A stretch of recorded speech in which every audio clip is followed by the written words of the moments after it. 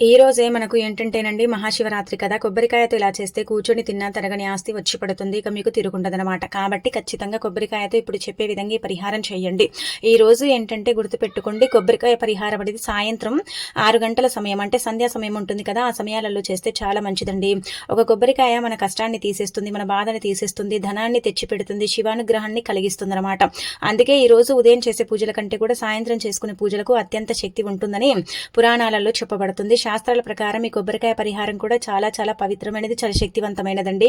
అందుకే మీరు ఏం చేయండి అంటే గనక ఇంట్లో ఈరోజు మనం ఉపవాసం ఉంటాం, అలానే కాకుండా ఆ శివుణ్ణి అంటే భక్తి శ్రద్ధలతో పూజిస్తూ ఉంటాం కదా, సాయంత్రం మరలా మనం ఇంట్లో దీపం పెట్టుకుంటాం కదా, అలా పెట్టేటప్పుడు మీరు ఏం చేయండి అంటే గనక ఒక కొబ్బరికాయని తీసుకొని ఇలా నారికేళ్ల దీపం అనేది పెట్టండి. అంటే ఈ దీపం ఏం చేస్తుందో తెలుసా, మనం కోరుకున్న కోరికల్ని తీరుస్తుంది, మనకు కావలసినంత ఐశ్వర్యాన్ని ఇస్తుంది, మన జీవితాన్ని మారుస్తుంది, మన కష్టాన్ని బాధని అంతా కూడా ఏంటంటే గనక దూరం చేసేస్తుంది అనమాట. చాలా మంచి ఫలితాలను ఇచ్చే పరిహారం అండి, అస్సలు కూడా వదులుకోకండి. ఈ నారికేళ్ల దీపం ఏంటంటే గనక ఆ శివుడికి అంకితం చేయబడే దీపం అనమాట.